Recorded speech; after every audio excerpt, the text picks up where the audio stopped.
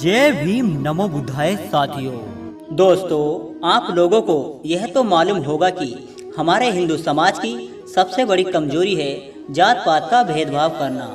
और इन्हीं आपसी भेदभाव के कारण हमारा हिंदू समाज हजारों वर्षों तक गुलाम बना रहा और हमारे देश हिंदुस्तान पर मुगलों ने हमला किया। तब मिलकर साथ लड़ने की बजाय हम लोग आपस में बट गए थे और यह खुलासा किया गया था कि जो क्षत्रिय है वह लड़ेगा और जो नीची जाति का है वह बैठकर तमाशा देखेगा। जिन्हें हम नीची जाति का कहकर अपमानित करते रहे और चमार कहकर अछूत कहते रहे और यहाँ तक कि बड़े पूर्वज इन्हें छूने से भी कतराते रहे, लेकिन असल में वो लोग चवर वंश के क्षत्रिय हैं। इस बात का खुलासा डॉक्टर विजय शंकर ने अपनी एक पुस्तक में किया।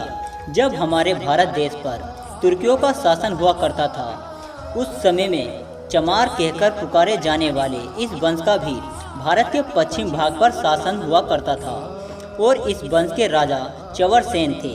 आज के समय में जिन लोगों को चमार और नीची जाति का कहकर संबोधित किया जाता है, इतिहास में उन लोगों को कभी ऐसे संबोधित नहीं किया जाता था।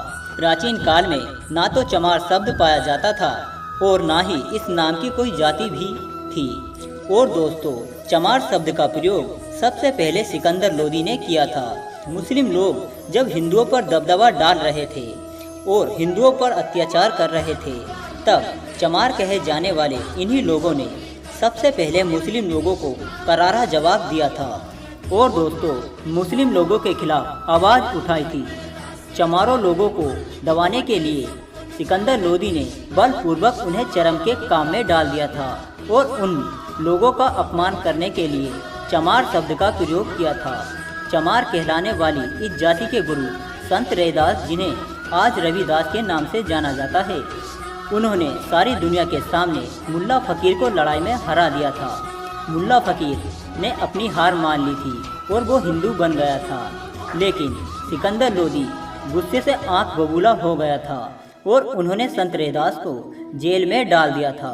उसके बाद चवर सेन के इन वीरों ने दिल्ली को चारों तरफ से घेर लिया था और इसी के चलते सिकंदर लोदी को संत रैदास को छोड़ना पड़ा था।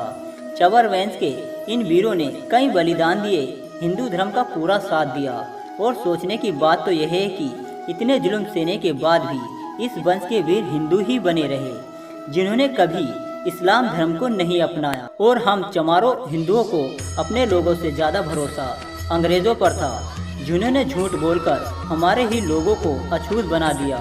और दोस्तों, अगर आज हमारा हिंदू समाज टिका हुआ है, उसका कारण चवर वंश के ये वीर ही हैं। उन्होंने अपने आप को नीच कहलाना पसंद किया और दूसरों के नीचे काम करना पसंद किया, पर इस्लाम धर्म को कभी नहीं अपनाया। तो दोस्तों, यह सब जानने के बाद आप समझ गए होंगे कि हम चमार नीच और अछूत नहीं हैं।